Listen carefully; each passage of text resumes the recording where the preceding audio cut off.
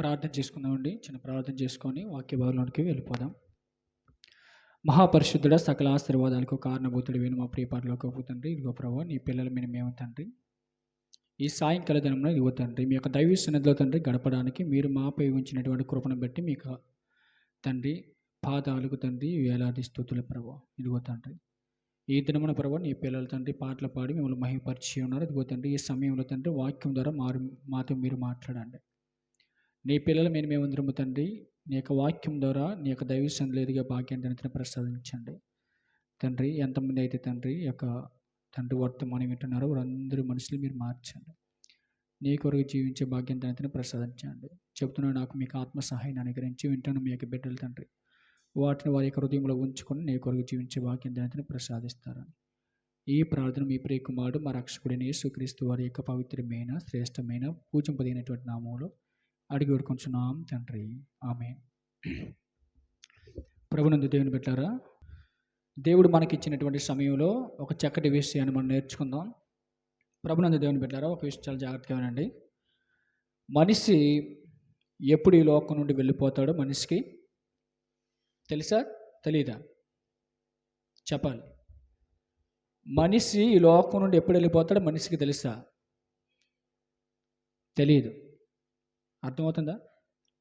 మనిషి లోకం నుండి ఎప్పుడు వెళ్ళిపోతాడో మనిషికి తెలియదు. కనుకనే అలెగ్జాండర్ అనేటువంటి ఒక యవనస్తుడు పాపం తెలుసుకోలేక ఈ భూమి మీద భూమిని అంతటిని ఆక్రమించాలని, భూమి అంతటి మీద తన యొక్క పాదం ఉండాలని చాలా ఆశలు పడ్డాడు.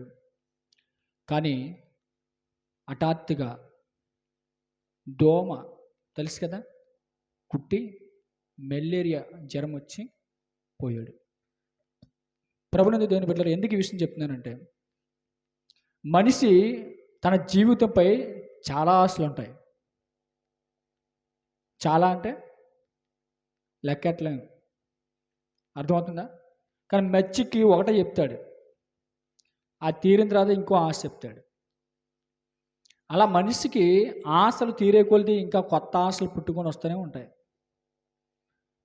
మనిషి మరణించినంత వరకు కూడా తెలుసా, మరణించినంత వరకు కూడా ఏదో ఒక ఆశలు కోరికలు యొక్క మట్టి దేహంలో నుండి పుట్టుకొని వస్తూనే ఉంటాయి.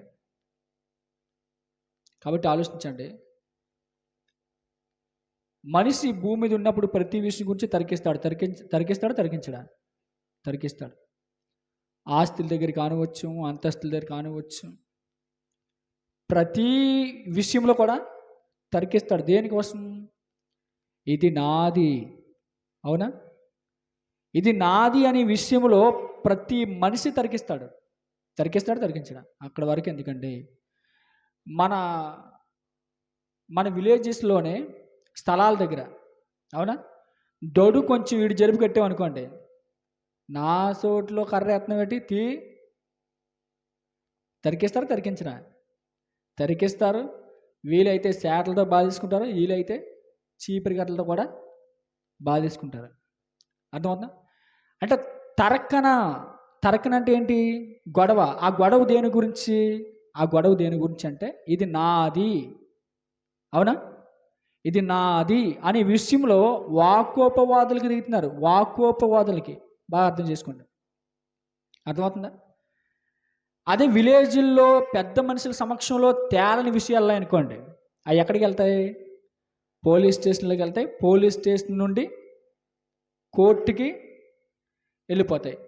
ఆ కోర్టులో ఆ కేసును వాళ్ళు దర్యాప్తు చేసి ఆ కేసు కోర్టు వరకు వెళ్ళింది అనుకోండి, కోర్టులో కూడా తరికిస్తారు.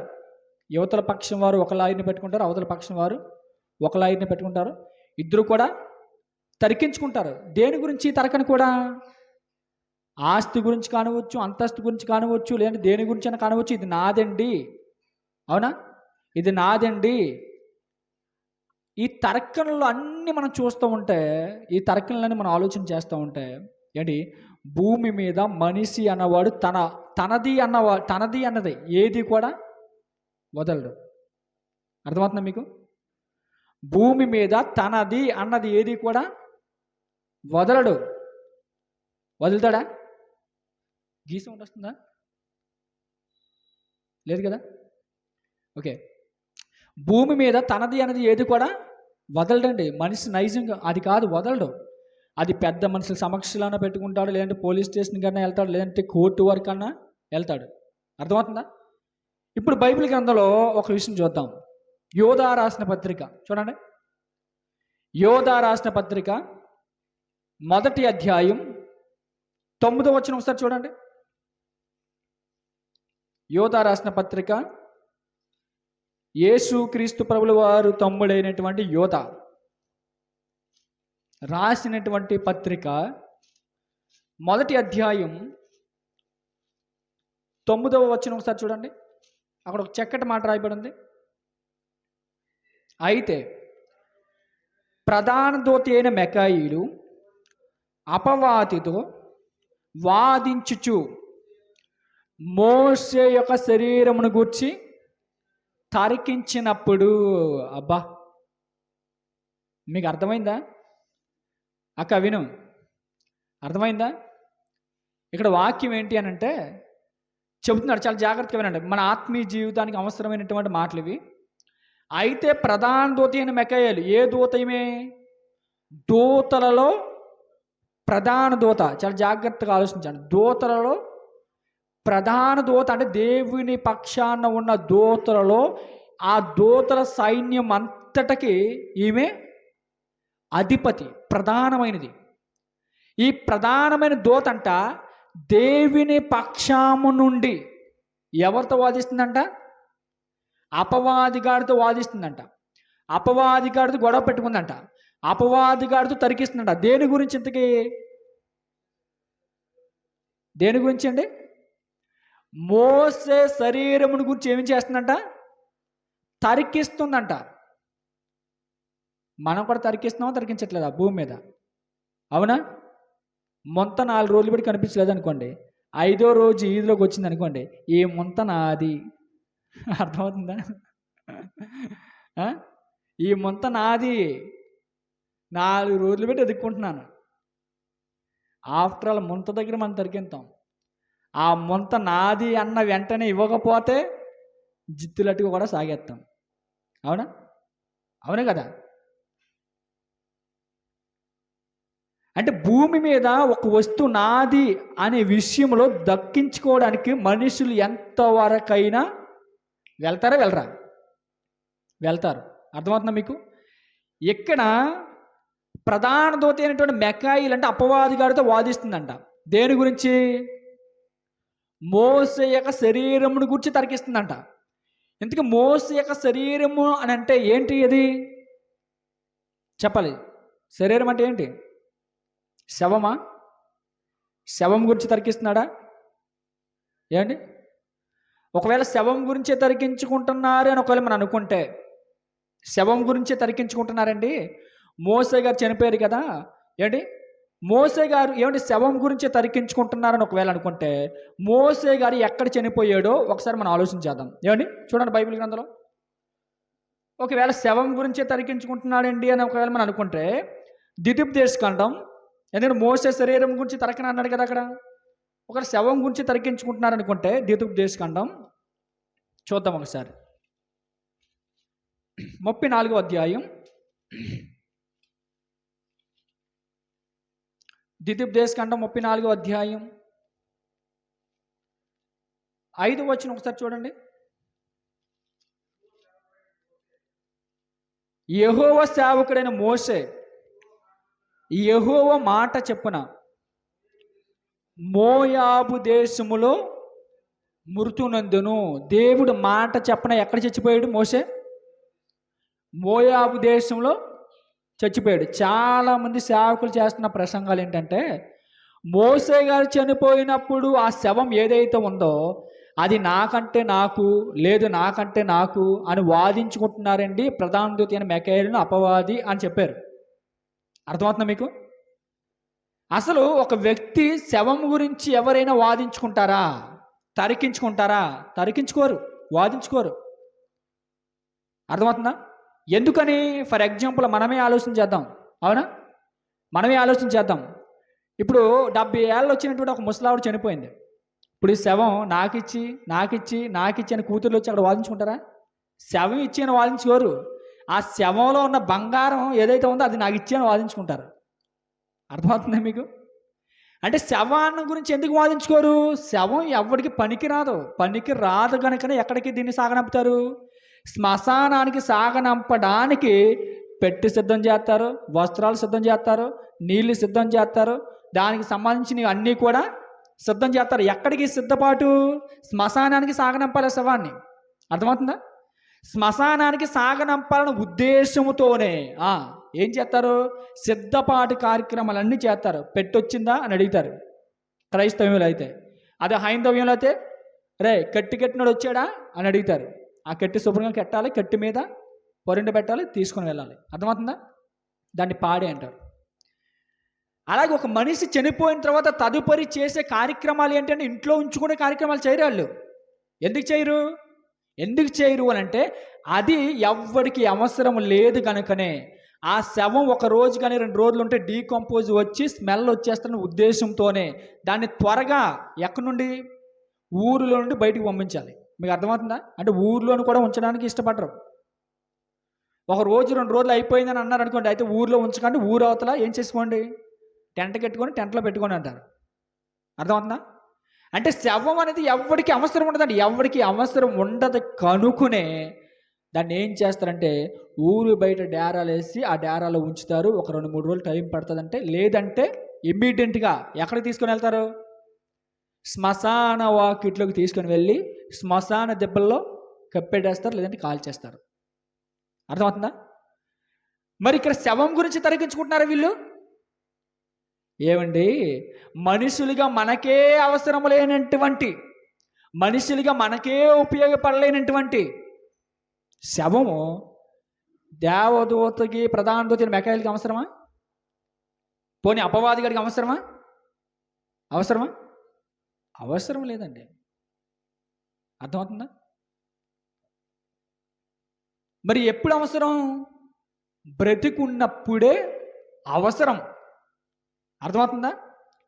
ఒక భార్యకి భర్త అయినా, భర్తకు భార్య అయినా, పిల్లలైనా, ఎవరైనా బ్రతికున్నప్పుడే అవసరం. బ్రతికున్నప్పుడు అవసరం కనుకనే మనం ఏం చేస్తాం తెలుసా? వారిని ప్రేమిస్తాం. అర్థమవుతుందా? వారు బ్రతికున్నప్పుడు అవసరం కనుకనే వారి ఎదుట మనం ఎలా నడుచుకుంటాం? విధేయత, వినయం కలిగి కూడా నడుచుకుంటాం. ఎందుకంటే ఆ అవసరం మనకు ఉంది కాబట్టి. అదే చర్చిన తర్వాత అవసరం లేదు కనుకనే ఏం చేస్తాం తెలుసా? ఈ శవం ఏదైతే ఉందో దాన్ని శ్మశానానికి సాగనంపుతాం. ఇక్కడ అపవాది, ప్రధాన దూత అయిన మెకాయేలు అపవాది వాదించుకుంటుంది శవం గురించి కాదు, బ్రతుకున్న వ్యక్తుల గురించి వాదించుకుంటున్నారు. మీకు ఓ విషయం చెప్పనా? ఇప్పుడు మనము కూడా వాదిస్తున్నాం చాలా కేసులు భూమి మీద, అవునా? ఉపయోగపడే దాని గురించి వాదింతారా? ఉపయోగం లేని దాని గురించి వాదింతారా? అవును కదా? ఉపయోగం లేని దాని గురించి ఎవడు కూడా వాదించడు. ఎవడైనా సరే ఉపయోగం ఉన్న దాని గురించే వాదిస్తారు. అంటే ఉపయోగం ఉన్న దాని గురించి మనం ఎలాగైతే వాదిస్తున్నామో, ప్రధాన దూత అయిన మెకాయేలైనా అపవాదైనా ఉపయోగం ఉన్న దాని గురించి వాదిస్తున్నారు, శవం గురించి అయితే కాదు. ఒకవేళ శవం గురించి వాదించుకుంటున్నారు అనుకుంటే మోసే ఎక్కడ చనిపోయాడో ఆయన శవం ఏమైందో చెప్తున్నాడు. ఇక్కడ ఏమైందట చూడండి, 5వ వచనం. యెహోవా సేవకుడైన మోసే యెహోవా మాట చొప్పున మోయాబు దేశంలో మృతి నొందును బెత్షెబోరు ఎదుట మోయాబు దేశములోనున్న లోయలో అతడు పాతి పెట్టబడును. ఎక్కడ పాతి పెట్టాడంట? లోయలో. లోయలు అంటే అసలు మోసే శవం ఎవరికి దొరకలేదండి, తెలుసు అది మీకు? అతని సమాధి ఎక్కడున్నదో నేటి వరకు అంటే ఆ రోజు మోసే మరణదినం ఇచ్చుకొని ఇప్పటి వరకు ఎవరికి తెలియదు. అర్థమవుతుందా? నేటి వరకు ఎవరికి తెలియదు. మోసే చనిపోయినప్పుడు 120 సంవత్సరములు ఈడగలవాడు, అతనికి దృష్టి మాంద్యము లేదు, అతని సత్తువు తగ్గలేదు. ఇశ్రాయేలు మోయాబు మైదానములో మోషేను బట్టి 30 దినములు దుఃఖము సలపగా మోషేను గూర్చిన దుఃఖం నిలిపిన దినములు సమాప్తమయ్యను. అంటే మోషే ఏ మైదానంలో చనిపోయాడో అక్కడే 30 దినాలు ఏం చేశారంటే వీళ్ళు ఏడ్చారంటండి. ఈయన మోసే డెడ్ బాడీ కూడా ఎవరికి దొరకలా. అర్థమవుతుందా? అంటే మోసే శవం గురించి తరికించుకుంటున్నారన్న వాళ్ళు ఎవరైతే ఉన్నారో వీళ్ళందరికీ చెప్పే విషయం ఏంటంటే మోసే శవం గురించి ఇక్కడ తరకన జరగట్లా. మరి దేని గురించి ఇక్కడ తర్కం జరుగుతుందంటే ఏమండి, బ్రతుకున్నటువంటి మోసే, పుట్టబోతున్నటువంటి మోసేని చంపడం కోసం అపవాదిగాడు పన్నాగం చుట్టాడండి. ఎవరి గురించి తెలుసా?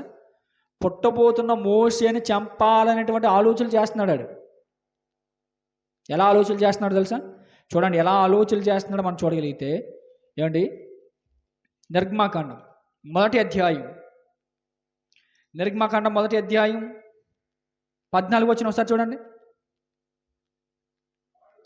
వారు ఇశ్రాయేలీయుల చేత చేయించుకొనిన ప్రతి పనియు కఠినముగా ఉండును. వారు జిగటమట్టి పనిలోను, ఇటుకల పనిలోను, పొలములో చేయు ప్రతి పనిలోను కఠిన సేవ చేయించి వారి ప్రాణములు విసికించిరి. ఎవరి ప్రాణములండి? ఇశ్రాయేలీయుల ప్రాణములను విసికించారు. ఎవరు? ఐగుప్తు దేశంలో ఉన్నటువంటి ఫరో. ఎవరి ప్రాణములంట? ఇశ్రాయేలీయుల ప్రాణములు విసికించారంటే ఎలా విసికించారో తెలుసా? మరి ఇలాంటి బ్రతుకే కంటే చేస్తే మేలు అన్నిటికీ విసికించారంట. అర్థమవుతుందా? అంటే ఇశ్రాయేలు ప్రజలు 430 సంవత్సరాలు ఐగుప్తు దేశంలో బానిసలుగా ఉన్నారు. ఉంటున్నటువంటి ఈ కాలంలో, ఉంటున్నటువంటి తరుణంలో దేవుడు ఒక కారణ జనమును పుట్టిస్తానని, ఆ కారణ జనముడి ద్వారా ఇశ్రాయేలు ప్రజలందరినీ విడిపిస్తానని అబ్రహాము గారి ద్వారా వాగ్దానం ఉంది. అబ్రహాము గారికి దర్శనంలో దేవుడు చెప్పాడు. ఆ దర్శనంలో చెప్పినటువంటి ఆ నెరవేర్పు ఎక్కడ జరుగుతుందంటే ఇదిగో అబ్రహాము గారికి దేవుడు ఇచ్చినటువంటి వాగ్దానం ఏదైతే ఉందో అది ఇదిగో ఈ ఇశ్రాయేలు ప్రజలు విడిపించడానికి జరగబోతుంది. అర్థమవుతుందా? ఇశ్రాయేలు విడిపించడానికి ఎవరు పుడతారు? మోషే అని ఒక నాయకుడు పుడతాడు.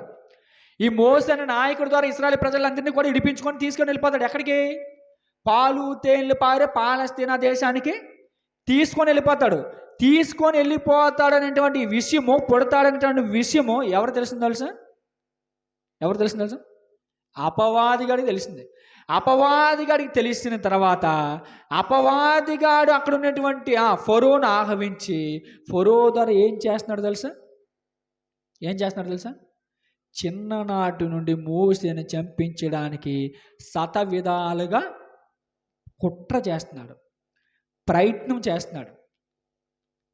చూడండి ఇశ్రాయేలు అంటే ఎంత భయంకరంగా వాళ్ళు పని చేయించుకుంటున్నారంట. 14 వచనం 14 వచనం చూద్దాం. వారు ఇశ్రాయేలు చేత చేయించుకున్న ప్రతి పనియు కఠినంగా ఉంటుందండి. కఠినంగా అంటే తెలుసు కదండి. కఠినంగా అంటే చెయ్యకపోతే రే జబ్బ తీసేస్తాం, చెయ్యకపోతే రే కాలు తీసేస్తాం, చెయ్యకపోతే మెడ తీసేస్తాం. కఠినంగా అంటే అర్థమవుతుందా? అంటే చచ్చిపోవాలి కానీ తప్పనిసరిగా పని చేయాలి. చచ్చిపోతావా చచ్చిపో, బ్రతికున్నావా వాళ్ళు చెప్పిన పని చేయి. అర్థమవుతుందా? ఏమంటే అంత భయంకరమైనటువంటి పరిస్థితుల్లో, అంత భయంకరమైనటువంటి వాతావరణంలో దేవుడు మోషేను పుట్టించబోతున్నాడండి. ఎవరు నడిపించడానికి? ఇశ్రాయేలుని నడిపించడానికి. ఇశ్రాయేలుని నడిపించడానికి దేవుడు పుట్టిస్తున్నటువంటి ఆ మోషే విషయమే చూడండి అంటున్నాడు. వారు జిగటమట్టి పనిలోను, ఇటుకుల పనిలోను, పొలములో చేయు ప్రతి పనిలోను కఠిన సేవ అంటే కఠిన సేవ అంటే తెలుసా? వారి చేత పనులు చేయించుకొని రాజ్య నిధులు సంపాదించుకుంటారు. ఏం సంపాదించుకుంటున్నారు? రాజ్య నిధులు. వారి చేత కఠినమైన సేవ చేయించుకుంటున్నారు. సేవ చేయించుకొని కోటలు కట్టుకుంటున్నారంట. వారి చేత కఠినమైన సేవ చేయించుకుంటున్నారు. పొలాలు బాగా పండించుకుంటున్నారంట. వారి చేత కఠినమైన సేవ చేయించుకుంటున్నారు. ఇటుకలతో బాగా భవంతులు కట్టుకుంటున్నారంట. అర్థమవుతుందా? అంటే వారిని వీళ్ళు ఏం చేసుకున్నారంటే బానిసలు చేసుకున్నారు. బానిసలు చేసుకొని వారి చేత కోటలు కట్టించుకుంటున్నారు, వారి చేత మంచి మంచి పంటలు పండించుకుంటున్నారు, వారి చేత ప్రతి పని కూడా ఇంకా వర్ణించలేదు. ప్రతి పని అంటే ఇంకా ప్రతి విషయంలోనే అభివృద్ధి చెందవలసిన ప్రతి విషయంలో కూడా వాళ్ళతో ఏం చేయించుకుంటున్నారు, వీళ్ళు పనులు చేయించుకుంటున్నారండి. అంత భయంకరమైనటువంటి పరిస్థితుల్లో దేవుడు మోషేని పుట్టించబోతున్నాడు. మోషేని దేవుడు పుట్టిస్తున్నాడనే విషయము అపవాదిగా తెలిసిపోయిందండి. దేవుడు మోషేను పుట్టించుకుంటే మోషే ద్వారా ఇశ్రాయేలు ప్రజలందరినీ ఒకవేళ తీసుకొని వెళ్ళిపోతే దేవుడు ఒక రాజ్యాన్ని స్థాపించేస్తాడో, రాజ్యాన్ని స్థాపించేస్తే దేవుని వర్గం చెప్పాలి ఏర్పడిపోద్ది. దేవుని వర్గం ఏర్పడడానికి వీల్లేదు, దేవుని రాజ్యం ఏర్పరచబడడానికి వీల్లేదు. కాబట్టి దేవుని రాజ్యం ఏర్పరచబడకూడదన్నా, దేవుని వర్గం ఏర్పరచబడకూడదన్నా మోషేని ఏం చేయాలి చెప్పాలి? మోషేని ఏం చేయాలి? చిన్ననాటిలోనే మొక్కగా ఉన్నప్పుడే తుంచేయాలి అనుకున్నాడండి. మొక్కగా ఉన్నప్పుడు తుంచేయాలనుకున్నాడు. అలా అనుకున్నప్పుడు ఏం జరుగుతుందో చూడండి, ఎలాంటి శాసనం చేస్తున్నాడు చూడండి. ఫరో 14 వచనం చూడండి. 15 వచనం 15. మరియు ఐగుప్తు రాజు సిఫ్రాఫూయా అని ఎబ్రీల మంత్రస్థానాలతో మాట్లాడి, మీరు ఎబ్రియ స్త్రీలకు మంత్రసాని పని చేయుచు వారిని కానుప పీటల మీద చూచినప్పుడు మగవాడైన ఎడల వాణ్ణి చంపుడి, ఆడదైన ఎడల దాన్ని బ్రతకనీయుడని వారితో చెప్పును. అమ్మ బాబోయ్, ఎంత భయంకరమైన శాసనం చూడండి. ఎలాంటి శాసనం చేస్తున్నాడు తెలుసా? ఏమంటే ఆ కాలంలో అంటే మరి హాస్పిటల్స్ లేవు కదండి. ఆ కాలంలో హాస్పిటల్స్కి లేదు. ఆ కాలంలో ఏంటి, ఒక 40-30 సంవత్సరాల కిందటి కూడా హాస్పిటల్స్ పెద్దగా లేవు. డెలివరీలు అన్నీ కూడా ఎక్కడ జరిగేవి? ఇంట్ల దగ్గర జరిగేవి. మంత్రసాలను తీసి తెచ్చుకొని మంత్రసాల ద్వారా ఏం చేసేవాళ్ళు? డెలివరీ కార్యక్రమాలు జరిపించుకునే వాళ్ళు. అర్థమవుతుందా? ఇలాగా ఐగుప్తు దేశంలో ఆ ఎబ్రీలు ఉంటున్నారు కదా, యోధా ఇశ్రాయేల్ ఉంటున్నారు కదా, ఇశ్రాయేల్కి అందరికంటే ఒక గుంపు ఉందంట. ఆ గుంపులో ఎబ్రీ మంత్రస్థానాలు ఉన్నారంట. ఎబ్రీ మంత్రస్థానాలు అందరినీ పిలిపించాడు. మీకు అర్థమవుతుందా? ఎబ్రీ మంత్రస్థానాలందరినీ పిలిపించి వాళ్ళకి ఒక మీటింగ్ పెట్టాడు. ఏంటి ఆ మీటింగు? ఇదిగో ఎబ్రీ స్త్రీలు మంత్రస్థానాల పనులు చేస్తున్నటువంటి మీరందరూ కూడా, ఎవరైతే గర్భం ధరించుకొని ఉన్నారో, ఎవరైతే ప్రసవిస్తారు అనుకున్న వారు ఉన్నారో, అలాంటి వారి దగ్గరికి మీరు వెళ్ళండి. వాళ్ళు ప్రసవించిన తర్వాత ఆ బిడ్డను మీరు చూడండి, చేతులతో పెట్టుకోండి. ఆడదైతే ఏం చేయండి? బ్రతకనియండి. మగోడైతే చంపేయండి. శాసనం చేసాడండి. ఆడదైతే బ్రతకనియండి, మగోడినైతే చంపేయండి. ఎందుకు మగోడిని అయితే చంపేయండి అంటున్నాడు అని అంటే, మోసే పుడతాడు, పుట్టిన తర్వాత ఇశ్రాయేలు ప్రజలందరినీ కూడా తీసుకొని వెళ్ళిపోతాడు. ఇశ్రాయేలు ప్రజలందరినీ తీసుకొని వెళ్ళిపోతే ఐగుప్తు రాజ్యం ఏమవుతుంది? ఎందుకు పనికి రాదు ఇంకా. అర్థమవుతుందా? ఎందుకంటే ఐగుప్తు రాజ్య దేశానికి సేవ చేసేది ఎవరు? ఇశ్రాయేలులు. గొడ్డున కష్టపడేది ఎవరు? ఇశ్రాయేలులు. కోటలు కట్టాలంటే ఎవరు కడతారు? ఇశ్రాయేలులు. పొలం దున్నాలంటే ఎవరు దున్నుతారు? ఇశ్రాయేలులు. అవునా? ఏ పనైనా చెయ్యాలి అనుకుంటే ఎవరు చేస్తారు? ఇశ్రాయేలులు. వీళ్ళందరూ వెళ్ళిపోకుండా ఉండాలి అంటే ఈ పుట్టినోడు ఏమైపోవాలి? చచ్చిపోవాలి. పుట్టినోడు చచ్చిపోవాలంటే ఎలా చంపాలి? మంత్రసాని పని చేయడానికి వెళ్తున్న మంత్రసాన్ని పిలిపించి, అమ్మ ఇదిగో మీరు పురుళ్ళు పోస్తున్నారు కదా, పురుళ్ళు పోస్తున్న మీరు మొట్టమొదటిగా ఆ బిడ్డను చూడండి. ఆడబిడ్డ అయితే బ్రతకనియండి, మగబిడ్డను అయితే చంపేయండి అని శాసనం చేశాడండి. 17వ వచనం. అయితే మంత్రసానులు దేవునికి భయపడి ఐగుప్తు రాజు తనకు ఆజ్ఞాపించినట్లు చేయక మగ పిల్లలను బ్రతకనీయగా ఏం చేశారంటే వీళ్ళు దేవునికి భయపడ్డారంట. దేవునికి భయపడి ఏం చేశారంటే వీళ్ళు ఐగుప్తు రాజు ఆజ్ఞాపించిన ప్రకారంగా చేయలేదు. మగబిడ్డలు వీళ్ళు ఏం చేశారు? బ్రతకనిచ్చారు. బ్రతకనిచ్చిన తర్వాత రాజుకి తెలిసిపోయిందండి. రాజుకి ఎలా తెలుస్తుంది కదండి, రాజ్యంలో ఏం జరిగినా రాజుకి తెలిసిపోద్ది. ఎందుకు అంటే ఇప్పుడు నువ్వు నేను చెప్పకపోయినా సరే ఎవరో ఒకరు చెప్తారు. అవునా? రాజుకి తెలిసిపోయిన తర్వాత రాజు ఏం చేస్తున్నాడు చూడండి. 18వ వచనం. ఐగుప్తు రాజు ఆ మంత్రస్థానాలను పిలిపించి, మీరెందుకు మగ పిల్లలను బ్రతకనిచ్చితిరి? ఈ పని ఎలా చేసితిరి? అని అడిగాడు. మీరు ఎందుకమ్మా నేను చెప్పిన మాట ప్రకారంగా చేయలేదు? మీరు నేనేం చెప్పాను? ఏం చెప్పాను? మగపిల్లల్ని చంపేయండి, ఆడపిల్లల్ని బ్రతకనేయండి. మీరెందుకు నేను చెప్పినట్టుగా రాజుగా నేనే శాసించినప్పుడు నా మాటకి ఎందుకు మీరు వ్యతిరేకించారు అని అడిగాడు. అని అడిగినప్పుడు వాళ్ళు మాట చెప్పారండి. ఏం చెప్పారు చూడండి వాళ్ళు. అందుకు ఆ మంత్రసానులు, ఎబ్రియ స్త్రీలు ఐగుప్తి స్త్రీల వంటి వారు కారు, వారు చురుకైన వారు, మంత్రసాని వారి యొద్దకు వెళ్ళక మునిపే వారు ప్రసవించి యుందురని ఫరోతో చెప్పిరి. అబ్బా, చక్కటి సమాధానం అండి. ఏమన్నారు తెలుసా? అయ్యా మేము వెళ్తున్నాం, ఇదిగో మీ ఐగుప్తు స్త్రీలు ఉన్నారు చూసావా, మీ ఐగుప్తు స్త్రీలు అంటే వారు కాదు మా ఎబ్రిలు స్త్రీలు. మా ఎబ్రిలు స్త్రీలు ప్రతి విషయంలో కూడా చురుకైన వారు. చురుకైన వారు అంటే ఏ పని చేయడానికన్నా సరే. అందుకే ఇశ్రాయేల్ దేశాలు ఎలా ఉన్నాయండి ఇప్పుడు? అవునా? ఇశ్రాయేల్ దేశాలు నిజంగా వండర్ఫుల్ అండి. వాళ్ళు ప్రతి విషయంలో కూడా చురుకే. ఏదైనా కనిపెట్టాలంటే వాళ్ళే కనిపెడతారు ఫస్ట్. వాళ్ళు కనిపెట్టిన తర్వాతే మన దేశాలకు ఎగుమతి అవుతాయి. అర్థమవుతున్నా? వాళ్ళు కనిపెట్టినవి ఎన్నో వాడుకుంటున్నాం ఇప్పుడు కూడా మన దేశంలో. తెలుసా విషయం? చాలా అర్థమవుతుందా? అంటే ఏ విషయంలో అయినా సరే వాళ్ళు చురుకుగా ఉంటారు. ఏమండి? వీళ్ళు చెప్పే సమాధానం ఏంటంటే, అయ్యా ఎబ్రీల స్త్రీలు ఐగుప్తు స్త్రీలు వంటి వారు కాదు, వారు చురుకైన వారు. మేము వారి యొద్దకు వెళ్ళకముందు వారు ప్రసవించి వాళ్ళు ఏం చేస్తున్నారంట? మగబిడ్డలను దాచేసుకుంటున్నారండి అని చెప్పాడు. అంతేనా? మేము వారి యొద్దకు వెళ్ళకముందు వారు ప్రసవించి మగబిడ్డలను వాళ్ళు ఏం చేస్తున్నారు? దాచేసుకుంటున్నారు. మేము వెళ్తున్నామండి, నిజంగానే మీరు చెప్పిన మాట ప్రకారం మేము వెళ్ళిన తర్వాత మగబిడ్డలను చంపేద్దామని వెళ్ళాము. కానీ మగబిడ్డలను చంపేద్దాం అనుకునేసరికి ఆ మగబిడ్డలు వాళ్ళు ఏం చేస్తున్నారంట?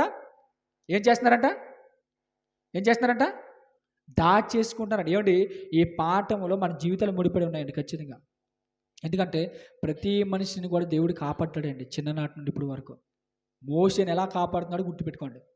ఏమండి, ఇక్కడ వారు చురుకైన వారు, మంత్రసాని వారి యొద్దకు వెళ్ళక మునిపే వారు ప్రసవించి యుద్ధులని ఫరోతో చెప్పిరి.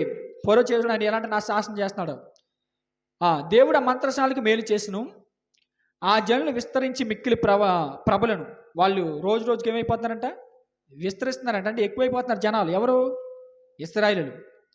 21వ వచనం, ఆ మంత్రసానులు దేవునికి భయపడినందున ఆయన వారికి వంశాభివృద్ధి కలిగజేసను. అయితే ఫరో ఎబ్రీయులలో పుట్టిన ప్రతి కుమారుని నదిలో పారివేయండి, ప్రతి కుమార్తెను బ్రతకనీయుడి అని తన జనులందరికీ ఆజ్ఞాపించును. శాసనం చేశాడండి. ఇక అర్థమవుతుందా మీకు? ఫస్ట్ కేవలం ఎవరికి ఇచ్చాడు? ఎబ్రీల మంత్రసాలకి మాత్రం ఇచ్చాడు అవకాశం. అర్థమవుతుందా? ఎబ్రీల మంత్రసాలను మాత్రమే ఒక బిడ్డలు ఏం చేయాలి? చంపేయాలి. మరి ఇప్పుడు శాసనం ఏంటి? ఇప్పుడు శాసనం ఏం చేశాడు? ఇప్పుడు ఎలాంటి శాసనం చేశాడు చూడండి. ఇప్పుడు ఎలాంటి శాసనం చేశాడు అని అంటే, అయితే ఫరో ఎబ్రీలో పుట్టిన ప్రతి కుమారుని నదిలో పుట్టిన బిడ్డని ఎక్కడ పారి అంటున్నాడు? నదిలో పారేయండి. అది ఎవరు చేయాలి? ఐగుప్తు దేశంలో ఎవడైనా చేసేవచ్చు. ఏమిటి? ఎలాంటి కఠిన నిబంధనలు, కఠిన చర్యలు, కఠిన పరిస్థితులు అండి. మోసే పుట్టబోయేసరికి జరుగుతున్న కార్యక్రమాలు ఇవన్నీ. అర్థమవుతుందా? మోసే పుట్టబోయేసరికి జరుగుతున్న కార్యక్రమాలు ఏంటి అని అంటే చెబుతున్నాడు, ఆ రాజ్యంలో ఉన్న ప్రతి ఒక్కరికి శాసనం చేస్తున్నాడు. ఏంటి? అయితే ఫరో ఎబ్రీలో పుట్టిన ప్రతి కుమార్తె నదిలో పారివేయండి, ప్రతి కుమార్తెను బ్రతకనియండి అని తన జనులందరికీ ఆజ్ఞాపించాడండి. కానీ విషయం ఏంటో తెలుసా? ఒకవైపు నుండి అపవాదిగాడు చిన్ననాటి నుండి మోసేని చంపించాలని ప్రయత్నం. అర్థమవుతుందా? అపవాదిగాడు మోసేని చంపించాలని చిన్ననాటి నుండి ప్రయత్నం, వాడు చేస్తున్న ప్రయత్నాలే. కానీ అపవాది నుండి మోసేని కాపాడే ప్రయత్నాలు ఎవరు చేస్తున్నారు తెలుసా? ఎవరు చేస్తున్నారు చెప్పాలి. దేవదూత చేస్తుందండి. అర్థమవుతుందా? దేవదూత ఒక ప్రయత్నం చేసుకుంటూ వస్తుంది, అపవాదిగాడు ఇంకో ప్రయత్నం చేసుకుంటూ వస్తున్నాడండి. ఏమంటే ఈ తరుణములో అప్పుడు ఇంకా మోసే ఎప్పుడు పుట్టాడు తెలుసా? చూడండి ఇప్పుడు 2వ అధ్యాయం 1వ వచనం. మోసే ఎప్పుడు పుట్టాడు? ఇప్పుడు చెప్తున్నాడు. లేవి వంశస్థుడు ఒకడు వెళ్ళి లేవి కుమార్తెని వివాహం చేసుకున్నాను. ఆ స్త్రీ గర్భవతి అయి కుమారుని కని వాడు సుందరుడయుండుట చూచి 3 నెలల వాడిని దాచిందంట. ఎన్ని నెలలో? 3 నెలలో. ఎందుకు దాచింది తెలుసా? ఆ బిడ్డను ఎవడైనా చూస్తే చంపేస్తాడు. అర్థమవుతుందా మీకు? ఆ బిడ్డను పొరపాటుని ఎవడ చూసినా చచ్చేడేవాడు. వాడు తీసుకెళ్ళి ఎక్కడ పారేస్తారు? నదిలో పారేస్తారు. నదిలో పారేస్తారని ఆ తల్లి గుర్తించి ఏం చేస్తుందో చూడండి. తర్వాత ఆమె వాణ్ణి దాచలేక వాని కొరకు ఒక జమ్ము పెట్టి తీసుకొని దానికి జిగట మన్నును కీలును పూసి అందులో ఆ పిల్లవాడిని పట్టి ఏటి ఒడిన జమ్ములో దాన్ని ఉంచగా 3 నెలలు దాచిందండి పసిబిడ్డని. 3 నెలలు దాచిన తర్వాత పిల్లవాడు ఏం చేస్తాడు తెలుసా? ఏడటం మొదలు పెడతాడు. తెలుసా మీకు అది? 3 నెలలు అయిన తర్వాత పిల్లోడు ఏడటం మొదలు పెడతాడు. ఏడటం మొదలు పెట్టిన కాడి నుండి పక్కింటోళ్ళు కూడా వినబడుతుంది. తెలుసా? మనుషులు ఎలాంటి వారంటేనండి, పుట్టిన ప్రతి బిడ్డను చంపేయాలని శాసనం వచ్చింది కదా. వచ్చినప్పుడు నా ఇంట్లో బిడ్డ పోయింది, దీని ఇంట్లో బిడ్డ ఉన్నదంటే వాళ్ళు ఏం చేస్తారు? మనవడైనా సరే, అవునా, మనవడైనా సరే, ఇశ్రాయేలీయుడైనా సరే, వాడు ఏం చేస్తాడు తెలుసా? రాజుగారు నా ఇంట్లో బిడ్డను చంపేశారు, పక్కింట్లో ఆ బిడ్డ 7 వినబడుతున్నాయి, మీరు ఆడిని చంపరా మీరు అని కంప్లైంట్ ఇస్తారు. మీకు అర్థమవుతుందా? అంటే మనుషులు ఎలాంటి వారు అంటే అంటే వాడు పాడైపోయిన తర్వాత ఎదుటోడు బాగుపడదాం అనుకోండి. నేను పాడైపోయాను కదా, ఆడు కూడా పాడైపోవాలి. తెలుసా మీకు ఈ విషయం? నేను పాడైపోయాను కాబట్టి ఆడు కూడా పాడైపోవాలి. అలాంటి ఆలోచనలు ఉన్నవారి కనుకనే మోసే తల్లి ఏం చేసింది తెలుసా? 3 నెలలు దాచినండి. 3 నెలలు దాచిన తర్వాత ఇంకా దాచలేకపోయిందండి. దాచలేక ఏం చేసిందంటే ఒక జమ్ము పెట్టి తయారు చేసిందంట. జమ్ము పెట్టి తయారు చేసి ఏం చేసిందంట? జమ్ము పెట్టి తయారు చేసి తర్వాత ఆమె దాన్ని దాచలేక వాని కొరకు ఒక జమ్ము పెట్టి తీసుకొని దానికి జిగట మన్నును కీలును పూసి అందులో ఆ పిల్లవాడిని పట్టి ఏటి ఒడ్డిన జమ్ములు దాన్ని ఉంచగా, ఏటి ఒడ్డున ఎక్కడ? ఏటి ఒడ్డిన జమ్ములో, అంటే జమ్ము పెట్టిలో పెట్టి ఏటి ఒడ్డిన దాన్ని ఉంచగా వానికి ఏమీ సంభవించునో తెలుసుకొనిటుకు వాని అక్క దూరంగా నిలిచిండును. ఎవరక్క? పిల్లోడక్క. ఇప్పుడు ఏం జరుగుతుందో చూడండి 5వ వచనంలో. ఫరో కుమార్తె స్నానం చేయుటకు ఏటికి వచ్చును. ఎక్కడికి వచ్చిందంట ఫరో కుమార్తె? చాలా జాగ్రత్తగా ఉండండి. ఎక్కడికి వచ్చిందంట? ఏటికి వచ్చిందంట. ఇప్పుడు పిల్లోడిని ఎక్కడ తీసుకెళ్ళారు? ఏటి ఒడ్డుకి తీసుకెళ్లారు. అర్థమవుతుంది మీకు? ఏటి ఒడ్డుకి తీసుకెళ్ళి జమ్ముపేటలో పరుని పెట్టారు. ఇప్పుడు ఏటి ఒడ్డుకి ఎవరు వచ్చారు? ఫరో కుమార్తె వచ్చింది. ఫరో కుమార్తె అంటే తెలుసా నీకు? ఏ ఇంటిలో నుండి అయితే శాసనం వచ్చిందో పిల్లోల్ని చంపేయాలని, ఆ ఇంటిలో నుండి శాసనం చేసినటువంటి ఆ రాజకుమార్తె వచ్చిందంట. ఎక్కడికి? ఏటిలోకి స్నానం చేయడానికి. అర్థమవుతుందా? ఏటిలోకి స్నానం చేయడానికి ఆ రాజకుమార్తె వచ్చినప్పుడు ఇక్కడ చూడండి, దేవుడు ఎలాంటి విచిత్రం చేస్తున్నాడో, దేవుడు మనుషులు ఎలా కాపాడతాడో, మనుషుల పట్ల దేవుడు చేసే దైవ కార్యక్రమాలు ఎలాగుంటాయో ఇదో మోసే ఈ యొక్క మాట ద్వారా ఇలా పసిగట్టొచ్చండి. నిజంగా దేవుడు అప్పుడప్పుడు మన జీవితంలో గొప్ప కార్యాలు చేస్తాడు తెలుసా? అవి ఎలా చేస్తాడో మనుషులకి అంత చిక్కవు, ఆలోచిస్తేనే అర్థం కావు. చూడండి ఇక్కడ ఎలాంటి కార్యం దేవుడు చేస్తున్నాడు చూడగలిగితే, ఫరో కుమార్తె స్నానం చేయడానికి ఏటికి వచ్చును, ఆమె పనికత్తులు ఏటి ఒడ్డున నడుచుచుండగా. రాజకుమార్తె వెనకాల ఎవరుంటారు? పనికత్తులు ఉంటారు, అవునా? రాణి వెనకాల పనికత్తులు ఉంటారు, ఉండరా? పనివారు చిటికేస్తే ఆ కలగ పూతే అంటే తేవాలి. అర్థమవుతుందా? ఈ కమల పూతే అంటే తేవాలి. అలాంటి పనికత్తులు ఆమె చుట్టూ ఉన్నారంట. ఈమె స్నానం చేస్తుందంట. ఏటి ఒడ్డున ఎవరు ఉన్నారంట? నడుచుకుంటూ పనికత్తులు ఉన్నారంట. ఆమె పనికత్తులు ఏటి ఒడ్డున నడుచుతుండగా ఆమె నాచులోని ఆ పెట్టెను చూచి తన పనికత్తునొక్కతును పంపి దాన్ని తెప్పించి ఏం చూసిందంట? ఈమె పెట్టెను చూసిందంట. పెట్టెను చూసిన వెంటనే పనికత్తులో ఒక దాన్ని పిలిచిందంట. దాసి నువ్వు వెళ్ళి ఆ పెట్టెని తీసుకోరా అన్నదంట. ఈమె వెళ్ళిందంట, పెట్టెని తీసుకొచ్చిందంట. తీసుకొచ్చిన తర్వాత ఏం జరుగుతుందో చూడండి 6వ వచనం. తెరిచి ఆ పిల్లవాడిని చూచినప్పుడు ఆ పిల్లవాడు ఏడ్చుచుండగా చూచి వాని యందు కనికరించి వీడు ఎబ్రీల పిల్లలలో నొక్కడును. ఆమె కన్ఫర్మేషన్ అయిపోయింది. ఈమె ఎవరు? ఎబ్రీల పిల్లలలో ఒకడు. ఇప్పుడు రాజు శాసనం ఏంటి? ఎబ్రీలలో పుట్టిన వాడి ఎవడనైనా ఏం చేయాలి? చంపేయాలి. మీకు అర్థమవుతుందా సబ్జెక్టు? ఈమెకి కన్ఫర్మేషన్ అయిపోయింది. ఏంటని?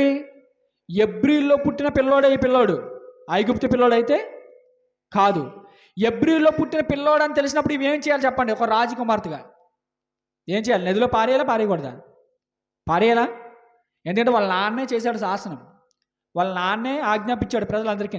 మరి వాళ్ళ నాన్న శాసనాన్ని ఈమె గౌరవించాలా, గౌరవించకూడదా? గౌరవించాలా. పద్ధతి ప్రకారంగా అయితే గౌరవించాలి. కానీ ఏం జరుగుతుందో చూడండి అక్కడ. తెరిచి ఆ పిల్లవాడిని చూచినప్పుడు ఆ పిల్లవాడు ఏడ్చుచుండగా చూచి వాని యందు కనికరించి వీడు ఎబ్రీల పిల్లలో నొక్కడును. అప్పుడు వాని అక్క ఫరో కుమార్తెతో, నీ కొరకు ఈ పిల్లవాడిని పంచుకొనుటకు నేను వెళ్ళి ఎబ్రీల స్త్రీలో ఒక దాదీని పిలుచుకొని వత్తిను అనును. ఏమన్నదంట వాళ్ళ అక్క వచ్చి వెంటనే పొరుగుడు వచ్చిందంట. అమ్మ ఇగో ఈ పిల్లని నువ్వేం చేసుకో, పంచుకో. చూసండి ఎలాంటి మోటివేషన్. ఏమండి? పెంచుకో అనకపోతే ఏం జరుగుతుంది అక్కడ? చంపేయడమే. పెంచుకో అని మోటివేషన్ చేసి ఏమన్నా తెలుసా?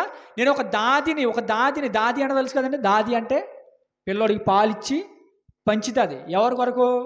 తన కొరకే పంచుతుంది మళ్ళీని. అర్థమవుతుందా? అంటే పిల్లోడు ఎదిగినంత వరకు ఆమె పంచుతుంది, ఎదిగిన తర్వాత వానికి అప్పగించేస్తుంది. అలా ఒక సలహా ఇస్తే ఆమె ఆలోచించింది, ఇదేదో బాగుంది, అయితే నువ్వు వెళ్ళి పిలిచికి రానది. పిలిచికి రానప్పుడు ఎవరిని పిలుచుకోతున్నావు చూడండి. అందుకు ఫరో కుమార్తె వెళ్ళమని చెప్పగా ఆ చిన్నది వెళ్ళి ఆ బిడ్డ తల్లిని మళ్ళీ ఎవరిని మళ్ళీ ఆ బిడ్డ తల్లిని అంటే మోసే తల్లిని మళ్ళీని. అబ్బా, వండర్ఫుల్ క్రియేషన్ అండి దేవుడిది. వండర్ఫుల్ కదా. ఏంటి? చనిపోవాలన్న మోసేని చిన్ననాటి నుండి ఎలా కాపాడుతున్నాడు చూడండి. ఏంటి? నాచులు ఆ పెట్టిని చూడకపోయినా ఇంకొక పెట్టి ఏడ్చేస్తాడు. అవునా కదా. పోనీ ఆ పెట్టిని చూసిన వెంటనే ఎబ్రీల పిల్లడు అని తెలిసిన వెంటనే ఏం చేయాలి? మరుక్షణం ఆలోచించకూడదు, ఇంకా అడిసిడివే ఏట్లో ఇంకా. అర్థమవుతుందా? కానీ ఆలోచించింది. ఈ లోపల అక్క వచ్చింది, అక్క సలహా ఇచ్చింది, సలహాను కూడా తీసుకుంది. సలహా మేరకు మళ్ళీ ఎవరిని తీసుకొని వచ్చింది? మళ్ళీ సొంత తల్లిని తీసుకొని వచ్చింది. ఈ కార్యక్రమం అంతా ఎవరు జరిపిస్తున్నారో తెలుసా? దేవుడు జరిపిస్తున్నాడండి. అప్పుడప్పుడు మన జీవితంలో కూడా చాలా మేలు దేవుడు చేస్తూ ఉంటాడు. మనకు అసాధ్యమని కూడా సాధ్యపరుస్తూ ఉంటాడు దేవుడు. ఏమండి? ఇక్కడ ఏం జరుగుతుందో చూడండి. అందుకు ఫరో కుమార్తె వెళ్ళమని చెప్పగా ఆ చిన్నది వెళ్ళి ఆ బిడ్డ తల్లిని తీసుకొని వచ్చి ఫరో కుమార్తె ఆమెతో, ఈ బిడ్డను తీసుకొని పోయి నా కొరకు వానికి పాలిచ్చి పెంచుమో. ఏమన్నా తెలుసా? ఈ బిడ్డను తీసుకొని పోయి నా కొరకు, ఎవరి కొరకు? నా కొరకు పాలిచ్చి పెంచుము, నేను నీకు జీతం ఇచ్చిదని చెప్పగా. అబ్బా, మళ్ళీ ఏమిస్తుందంట? జీతం. చూడండి దేవుడు ఎంత విధిగా సహాయం చేశాడు. జీతం ఇచ్చిదని చెప్పగా ఆ స్త్రీ ఆ బిడ్డను తీసుకొని పోయి పాలిచ్చి పెంచును. ఆ బిడ్డ పెద్దవాడైన తర్వాత ఆమె ఫరో కుమార్తె యొద్దకు అతను తీసుకొని వచ్చును. పెద్దవాడైపోయాడండి. పెద్దవాడైపోయిన తర్వాత ఎక్కడ తీసుకొని వచ్చండి? ఫరో కుమార్తె దగ్గరికి తీసుకొని వచ్చేసింది. తీసుకొని వచ్చినప్పుడు అప్పుడు ఒక పేరు పెడుతున్నారు చూడండి. ఏం పేరు పెడుతున్నాడు? అతడు ఆమెకు కుమారుడు ఉండును.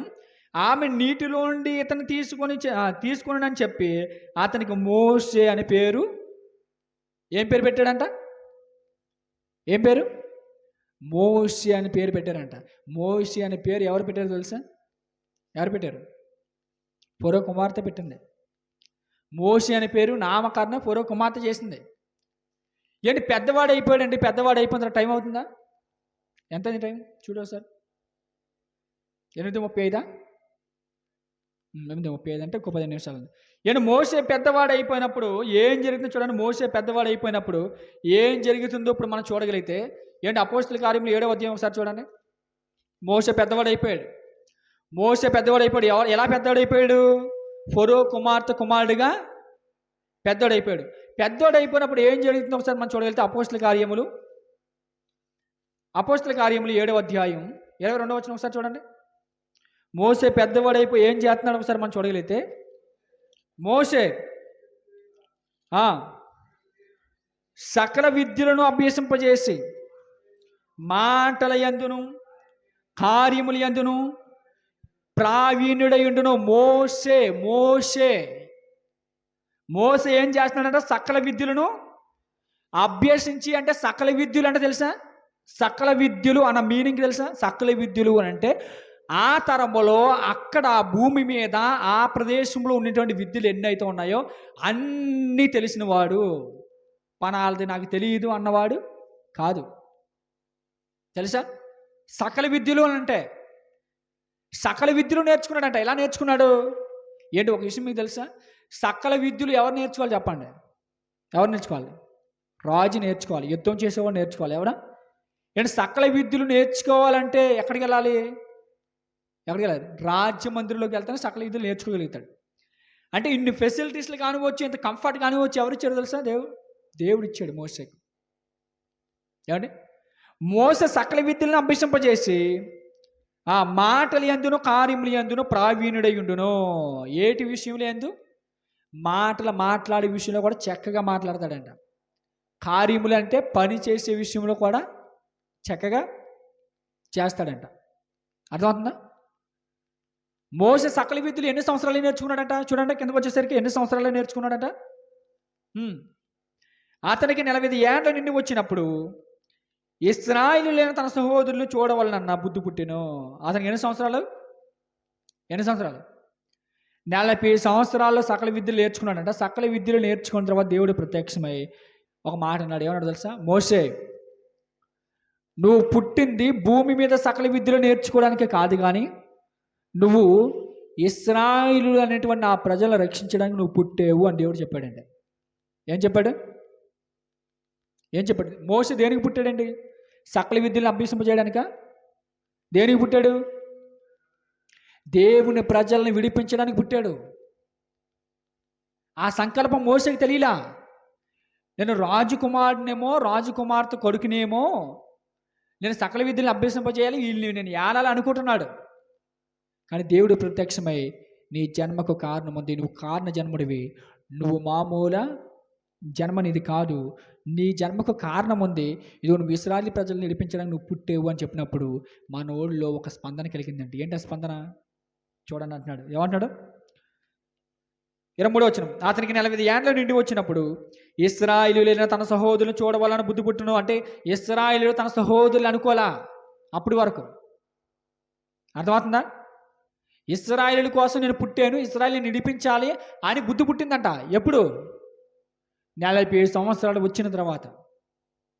అప్పుడు బుద్ధి పుట్టినప్పుడు ఏం చేస్తున్నాడు చూడండి. ఇశ్రాయేలు చూడడానికి వెళ్తున్నాడు. ఇశ్రాయేలు చూడడానికి వెళ్ళినప్పుడు ఏం జరుగుతుందో చూడండి. 24వ వచనం. అప్పుడు వారిలో ఒకడు అన్యాయం అనుభవించుట అతడు చూచి వారిని రక్షించి బాధపడిన వాని పక్షం ఐగుప్తుని చంపి ప్రతీకారం చేసును. అతడు నడిచి వెళ్తున్నాడు. ఎక్కడికి? ఇశ్రాయేలు చూడడానికి నడిచి వెళ్తున్నాడు. నడిచి వెళ్ళినప్పుడు ఇద్దరు పోట్లాడుకుంటున్నారంట. ఎవరెవరు? ఎబ్రీయుడు, ఐగుప్తుడు పోట్లాడుకుంటున్నారంట, కొట్టుకుంటున్నారు. కొట్టుకున్నప్పుడు ఈ ఎబ్రీయుని పక్కన పెట్టి ఐగుప్తుని ఏం చేశాడంట? చంపేశాడంటండి. ఎందుకు చంపేశాడు తెలుసా? మా మనిషిని నువ్వు కొడతావరా, నా మనిషిని నువ్వు కొడతావా, నా సహోదరుడు నువ్వు కొడతావా అని చెప్పి ఏం చేయడు తెలుసా? చంపేశాడంటండి. చూడండి ఎలా చంపేశాడు చెప్తున్నాడు. అప్పుడు వారిలో ఒకడు అన్యాయం అనుభవించిన అతడు చూచి వాడిని రక్షించి బాధపడిన వాని పక్షం ఐగుప్తుని చంపి ప్రతీకారం చేసెను. తన ద్వారా తన సహోదరులకు దేవుడు రక్షణ దయచేయుచున్న సంగతి వారి గ్రహింతులని అతడు తలించను గాని వారి గ్రహింపరైరి. మోసే ఏమనుకున్నాడు తెలుసా? నా ద్వారా వీళ్ళందరినీ కూడా దేవుడు రక్షిస్తాడు అని వారు తెలుసుకుంటారేమో అనుకున్నాడు. అంతే కదా సంకల్పం, అంతే కదా దైవ నియమం, అంతే కదా దేవుని చిత్తం. కానీ వారు తెలుసుకోలేదంట. మనుషులు నమ్మరండి, మంచి వాళ్ళు నమ్మరు. మనిషికి ఉన్న పనికిమాలి బుద్ధి ఏడు చెప్పమంటారా? మంచోని నమ్మడండి వాడు. ఎప్పుడు కూడా పనికిమాలి వాడిని నమ్ముతాడు. ఇది ఎక్కడి నుంచి వచ్చిందంటే ఆదామవ్వల కాడి నుంచి వచ్చింది. అర్థమవుతుందా? మనిషి తన ఎదుగుతున్నప్పుడు ఎవరిని ఎక్కువగా నమ్ముతాడంటే మోసగాన్ని నమ్ముతారు. చీటింగ్ చేసేవాడిని నమ్ముతారు. ఎందుకంటే వాడు మాటలు ఎలా ఉంటాయి అంటే, ఎలా ఉంటాయి తెలుసా? తీయగా ఉంటాయి. వాడి మాటలు ఎలా ఉంటాయి? మంచిగా ఉంటాయి. మంచివాడి మాటలు ఎలా ఉంటాయి? తప్పు చేసేవారు అంటాడు కాబట్టి చెడ్డగా ఉంటాయి. అర్థమవుతుందా? ఈ పనికి మాలిన ఎదవలు ఏం చేస్తున్నారు చూడండి. ఇప్పుడు ఏమండి వీళ్ళు ఏం చేస్తున్నారంట? మరనాడు చూడండి, తన ద్వారా తన సహోదరులకు దేవుడు రక్షణ దయచేయుచున్న సంగతి వారు గ్రహించరని అతడు తలించరు, కానీ వారు గ్రహించరండి. మంచిని ఎప్పుడు కూడా వీళ్ళు గ్రహించరు. అర్థమవుతుందా? మనం ఎంత మంచి చేసినా ఆ మంచితనాన్ని వారు గ్రహించరు. మనం ఎంత మంచి చేసినా, వాడి కష్టంలో సహాయం చేసినా, వాడికి మనం ఎన్ని బాధలు ఉన్నప్పుడు చెయ్యూతను అందించి ఒడ్డుకి తీసుకొచ్చినా గ్రహించరు. గ్రహింపరాయిరి. మరనాడు ఇద్దరు పోట్లాడుచుండగా అతడు వారిని చూచి, అయ్యలారా, మీరు సహోదరులు, మీరెందుకు ఒకరినొకరు అన్యాయం చేసుకొనిచున్నారని చెప్పి వారిని సమాధానపరచజూసును. మర్నాడంట ఇద్దరు వెళ్తున్నారు, ఇద్దరు పోట్లాడుకుంటారంట. ఎవరు వీళ్ళిద్దరు? చెప్పాలి ఎవరు?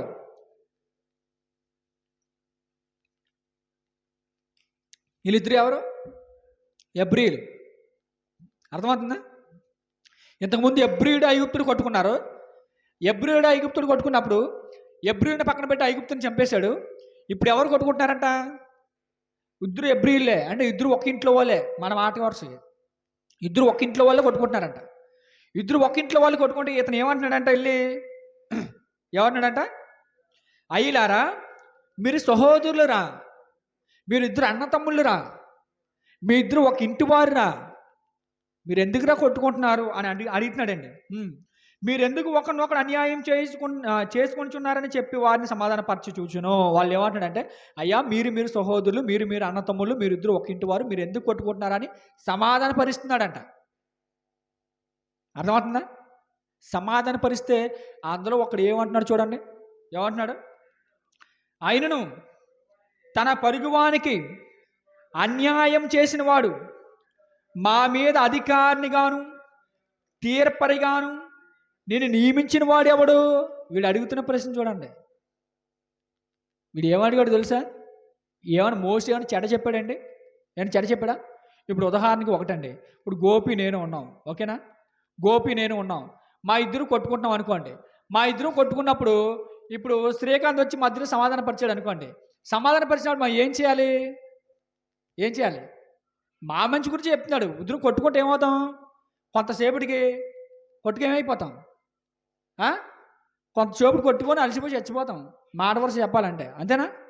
ఇప్పుడు వచ్చి ఏం చెప్తున్నాడు? సమాధాన పరిస్తున్నాడు. అరే, మీ ఇద్దరు ఒక్కింటి వారే, మీ ఇద్దరు ఒక్కింట్లో ఉంటారు, మీ ఇద్దరు అన్న తమ్ముళ్ళు, మీరు ఎందుకు కొట్టుకుంటున్నారు అని చెప్తున్నాడు. అందులో నేనేమన్నాను?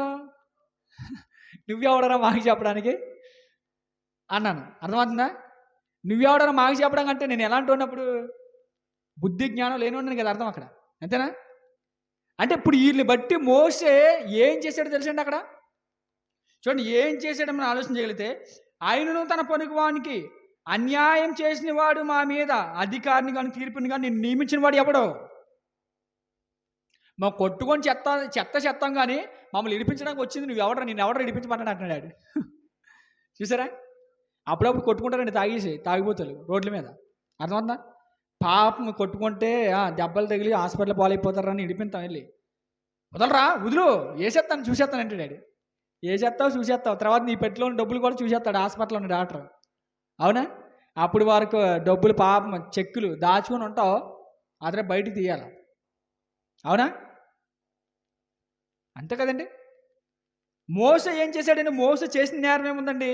ఆయన ఏమంటున్నాడంటే, మీరు ఎందుకయ్యా ఒకరినొకరు అన్యాయం చేసుకుంటున్నారు అని సమాధానపరిస్తే అందులో అంటున్నాడు, ఆయనను తన పొరుగువానికి అన్యాయం చేసిన వాడు మా మీద అధికారిని గాను తీర్పుని గాను నేను నియమించిన వాడు ఎవడు అంటున్నాడు. ఇప్పుడు నీవు నిన్న ఐగుప్తుని చంపినట్టు నన్ను నువ్వు చంపదలిచి ఉన్నావా అని అడిగాడండి. ఏమడిగాడంటాడు? నిన్న ఐగుప్తుని చంపేశావు కదా, ఇద్దరు పోట్లాడుకుంటే ఐగుప్తుని చంపేసి ఎబ్రీని కాపాడ్డావు కదా, ఈరోజు మమ్మల్ని చంపేద్దాం అనుకుంటున్నావా ఏంటి? ఆ మాట అలగవలసినాడు అని అన్నాడు. అసలు ఐగుప్తుని ఎందుకు చంపాడండి? ఆయన గురించి చంపాడా? వాళ్ళ గురించి కదా చంపాడు. వాళ్ళ గురించి చెప్పినప్పుడు ఇక్కడ ఏమని అడుగుతున్నాడు తెలుసా? నువ్వు నేను ఐగుప్తుని చెప్పినట్టుగా నన్నును చంపదలిచి ఉన్నావా? అసలు నిన్ను చంపడానికి అయితే సమాధానం ఎందుకు పరిస్తాడు రా పనికిమాలోడా? చంపడానికి అయితే ఏ డ్రైవ్ చేస్తానని తీసి కొడతాడో చెప్తావు నువ్వును, అవునా? చంపడానికి అయితే సమాధాన పరచడానికి రాడు కదా. కానీ నేను అడిగే మాట చూడండి ఎలా ఉందో. నువ్వు నేను ఐగుప్తుని చెప్పనట్టు నన్ను నువ్వు చంపదలిచి ఉన్నావా అని అతన్ని త్రోసేసాడండి మోసేనే. చూసారా? మంచి చేయడానికి మధ్యలోకి వచ్చిన అదే గొడవలో అవినప్పుడు మంచోళ్ళు అయితే వెళ్ళండి సమాధానపరచడానికి. పనికిమాలు అనుకోండి, తింగరయాదాలు అనుకోండి, వెళ్ళ మానియండి. పీకమని చేసి తోసేయడం, షేర్లు ఏది ఉంటుంది అట్టుకు వేసేయడం చేస్తారు. ఆ తర్వాత మన నమ్ముకున్న మన పిల్లలు, మన నమ్ముకున్న మన అమ్మలో, మన నమ్ముకున్న మన అక్కలో మన గురించి బాధపడుతూ హాస్పిటల్ చుట్టూ తిరుగుతారు. తెలుసా? అది కత్తిలో కటార్లు తీసుకుపోయి గొడవలోకి వెళ్ళకూడదు. రీసెంట్గా మొన్నే నెల రోజులు అవుతుంది అనుకుంటా, నాకు తెలిసిన వారి కోణార్కులో పెద్ద గొడవ. అర్థమవుతుందా? వెళ్ళారు, ఒకటి జబ్బు ఇరిగిపోయింది, ఒకటి కాలు ఇరిగిపోయింది. పోలీస్ స్టేషన్లో 21 రోజు ఉన్నారు, తర్వాత తిరిగి వచ్చారు. తర్వాత మళ్ళీ పెద్దల సమక్షంలో పోలీస్ స్టేషన్ అందరి సమక్షంలో మళ్ళీ రాజీ పడ్డారు. రాజీ పడినా అవల కేసు ఆల్రెడీ కోర్టుకు వెళ్ళిపోయింది. ఇప్పుడు వాయిదాలు తిరుగుతున్నారు. ఏం గొడవ అంటే చిన్న గొడవ. అర్థమవుతుందా? అసలు ఈ కేసులు తిరిగిన వాళ్ళు ఇప్పుడు ఈ వాయిదాలు తిరిగి వాళ్ళు ఎవరు తెలుసా? అసలు ఆ గొడవకి వాళ్ళకి సంబంధం లేదు. మనోళ్ళే కదా అని వెళ్ళారు, వీళ్ళ పేర్లు రాసేసారు. వీళ్ళు ఇప్పుడు ఎక్కడ తిరుగుతున్నారు చెప్పాలి? పోలీస్ స్టేషన్లు అంట, కోర్టులు అంట తిరుగుతున్నారు. అర్థమైందా మీకు? మంచికి పోతే చెడులా ఎదురవుతుంది. మనం మంచికి ఏదైనా వెళ్ళాలి అనుకుంటే గొడవ అయినప్పుడు వెళ్ళకూడదని కాదు. వాళ్ళు ఎలాంటి వారు తెలుసుకొని వాళ్ళ పక్షాన్ని నిలబడాలి. వాళ్ళు కత్తులు కటార్లు తీసుకొని వెళ్ళే ప్రయత్నాలు అనుకో, మన కత్తులు కటార్లు తీసుకొని వెళ్ళకపోయినా ఈడు కూడా గుంపులో ఉన్న 1 ఆఫ్ ద నెంబర్ ఏంటంటే ఈడు కూడా కత్తి మా అమ్మని తీసుకొని వచ్చాడైనా నా పేరు నమోదు చేశాడు అనుకోండి, ఇంకా యువర్ ఎలాంటి వాడు నువ్వు, క్రైమ్ కేసులోకి వెళ్ళిపోద్ది. అర్థమవుతుందా? ఇక్కడ మాట అనేసరికి మోసే ఏం చేస్తున్నాడు చూడండి, 29 వచనం. మోసే ఆ మాట విని పారిపోయి మిద్యాను దేశంలో పరదేశీయుండును. ఏం చేశాడన్న మోసే? పారిపోయాడు. అంటే ఎందుకు పారిపోయాడు తెలుసా? ఎందుకు పారిపోయాడు అంటే మోసే పారిపోవడానికి ఒకటి కారణం. వీడికి తెలిసింది అంటే రాజ్యంలో ఉన్న రాజుకి తెలిసిపోయింది. అసలు సామాన్యుడైనటువంటి ఈడికే తెలిసిందంటే నేను ఐగుప్తుని చంపేశాను అన్న విషయం రాజుకి తెలియకుండా ఉంటుందా? రాజుకి తెలిసిపోయింది. రాజుకి తెలిసిపోయింది నన్ను ఏం చేస్తాడు? అరెస్ట్ చేస్తాడు. అరెస్ట్ చేసి నన్ను ఏం చేస్తాడు? కటకటాలకి పంపిస్తాడు. కాబట్టి నేను ఐగుప్తులో ఉండకూడదని పోయాడండి. ఎక్కడ పోయాడు తెలుసా? మిద్యాను పోయాడు. అక్కడ ఒక అమ్మాయిని చూశాడు, పెళ్లి చేసుకున్నాడు. 40 సంవత్సరాలు అక్కడ ఉండిపోయాడండి. అసలు మోసే ఎందుకు వెళ్ళిపోయాడో తెలియదు, ఎందుకు అక్కడ ఉండిపోయాడో తెలియదు. అసలు ఇదంతా ఎందుకు జరిగిందో కూడా మోసేకి అర్థం కాలేనటువంటి పరిస్థితుల్లో పోయాడండి. ఎందుకంటే మోసే ఒక కారణ జన్మడు. మోసే ఎవరి కోసం వచ్చాడు ఈ లోకానికి? ఎవరి కోసం పుట్టాడు? ఇశ్రాయేలు ప్రజలు విడిపించడం కోసం పుట్టాడు. కానీ ఆ సంకల్పం అంతటి నుండి అపవాది గారు తీసుకొని వెళ్ళిపోయాడండి. చూడండి ఏం జరుగుతుందో చూడండి. 40 సంవత్సరాలు ఏమిటి మిద్యాను దేశం వెళ్ళిపోయాడు. మిద్యానులో ఏమిటి అక్కడ ఉన్నాడు, అక్కడ ఒక అమ్మాయిని చూశాడు, పెళ్లి చేసుకున్నాడు, అక్కడ పిల్లలు కన్నాడు, గొర్రెలు మేపడం మొదలెట్టాడండి. మొదలెట్టిన పరిస్థితుల్లో ఏం జరుగుతుందో ఒకసారి చూడండి. 30 వచనం. 45 ఏండ్లైన పిమ్మట సీనాయ పర్వత అరణ్యమందు ఒక పొదలో అగ్నిజ్వాలలో దేవదూత అతనికి కనబడును. ఎన్ని సంవత్సరాలు అయిపోయింది? 40 సంవత్సరాలు అయిపోయింది. అంటే మొత్తం టోటల్గా ఎన్ని సంవత్సరాలు అయింది ఇప్పుడు? 40 సంవత్సరాలు సకల విద్యలు, 40 సంవత్సరాలు పెళ్లి చేసుకొని పిల్లలకు అన్నాడు. మొత్తం ఎన్నవై? 80 సంవత్సరాలు అవేయండి. 80 సంవత్సరాలు అయిపోయిన తర్వాత దేవుడు ప్రత్యక్షమై ఏమంటున్నాడు చూడండి. 45 ఏండ్లైన పిమ్మట సీనాయి పర్వత అరణ్యమందు ఒక పొదలో అగ్నిజ్వాలలో ఒక దేవదూత అతనికి కనబడును. మోసే చూసి ఆ దర్శనమునకు ఆశ్చర్యపడి దాన్ని నిదానించి చూచుటకు దగ్గరికి రాగా, నేను నీ పితరుల దేవుడును, అబ్రహాము, ఇసాకు, యాకోబుల దేవుడును అని ప్రభు వాక్కు వినబడును. గనుక మోసే వణికి నిదానించి చూచుటకు తగ్గింపలేదు. అందుకు ప్రభు, నీ చెప్పులు విడుము, నీవు నిలిచిన చోటు పరిశుద్ధ భూమి. ఏం చెప్పాడు తెలుసా? అర్థమవుతుందా? ఏం చెప్పాడండి? నువ్వు నిలిచిన చోటు పరిశుద్ధ భూమి, నీ చెప్పులు విడు అన్నాడు. ఏంటి ఎలాంటి కార్యక్రమాలు చేశాడు తెలుసా దేవుడు? ఎలాంటి కార్యం చేశాడు అని అంటే చూడండి, ఒక పొద అంటే అగ్ని జ్వాలలో ఒక పొద దేవదూత ఏమవుతుందంటండి 30 40 ఏండ్లైన పిమ్మట సేనాయ పర్వతాలని మంది ఒక పొదలో అగ్ని జ్వాలలో ఒక దేవదూత కనబడును. అర్థమవుతుందా? పొద ఏమవుతుందంట? పొద ఏమవుతుందంట? మండుతుంది. కానీ పొద ఏమవట్లేదు? కాలట్లేదు. పొద చుట్టూ అగ్ని మండుతుంది, కానీ పొద ఏమవట్లేదు? కాలట్లేదు. మీకు అర్థమైందా? పొద మండుతుంది కానీ కాలట్లేదు. అర్థం అవడానికి మీకు ఒక విషయం చెప్తాను. ఇప్పుడు కమ్మలపాకు ఉందండి, కమ్మలపాకు చుట్టూ అగ్గి ఉంది, కానీ కమ్మలపాక కాలట్లేదు. మీకు అర్థమైందా? కమ్మలపాకు చుట్టూ అగ్గి ఉంది, మన దగ్గరికి వెళ్తే మనల్ని దహించేస్తుంది, కానీ కమ్మలపాక కాలట్లేదు. ఏంటి విచిత్రం అని చూడడానికి వెళ్ళాడంట. మీకు అర్థమవుతుందా? ఇప్పుడు ఎవరైనా సరే ఏమిటి అక్కడ కమ్మలపాక చుట్టూ అగ్గు ఉన్నది కానీ కమ్మలపాక కాలట్లేదు అని అంటే మన ఊరేలే కాదు, లక్ష్మీపురంలో పెంటకోటలు కూడా చూడడానికి వస్తారు. అవును కదా? ఇదేంట్రా అగ్నికి రాళ్ళే దహించకపోతే అలాంటిది కమ్మలు కాలకపోవడం ఏంట్రా అని వస్తారా రారా? మోసే కూడా అలాగే వచ్చాడండి సేనాయ పర్వతం మీదకి. చూస్తున్నాడు నిదానించి, ఆ పర్వతం మీద అగ్ని మండుతుంటుందంట, కానీ పొద ఏమవట్లేదంట? కాలట్లేదంట. ఏంటి ఆశ్చర్యం అని ఎదురు చూసినప్పుడు అంటున్నాడు, అందులోంచి ఒక స్వరం వినబడుతుంది. ఏంటి? నేను నీ పితరుల దేవుడును, అబ్రహాము ఇస్సాకు యాకోబుల దేవుడును అని ప్రభు వాక్కు వినబడును గనుక మోసే వణికి నిదానించి చూచుటకు తగ్గింపలేదు. అందుకు ప్రభు, నీ చెప్పులు విడుము, నీవు నిలిచి ఉన్న చోటు పరిశుద్ధ భూమి, ఐగుప్తులోనున్న నా ప్రజల దూర వస్తును నేను నిదానించి చూచితిని, వారు మూలికి వింటిని, వారిని ఇడిపించుటకు దిగి వచ్చి ఉన్నాను. రెమ్ము, నేను ఇప్పుడు నిన్ను ఐగుప్తునికి పంపుదును అని అతనితో చెప్పును. ఏమన్నాడు తెలుసా దేవుడు? ఐగుప్తు దేశంలో ఉన్న ప్రజల మూలికి నేను వింటున్నాను, వాళ్ళు బాధపడుతున్నారు, ఏడుస్తున్నారు. రా, నీకు నేను తోడుగా ఉంటాను, నేను ఐగుప్తుకు పంపుతానంటే ఏమంటాడు తెలుసా మోసే ఏమంటాడు తెలుసా? నేను వెళ్ళను అంటున్నాడు. ఎందుకు వెళ్ళంటున్నాడు? ఎందుకు వెళ్ళంటున్నాడండి? ఎందుకు వెళ్ళంటున్నాడు? చూడండి ఎందుకు వెళ్ళంటున్నాడు. చూడగలిగితే 35వ వచనం అంటున్నాడు, అధికారిని గాను తీర్పుని గాను నిన్ను నియమించిన వాడు ఎవడని వారు నిరాకరించి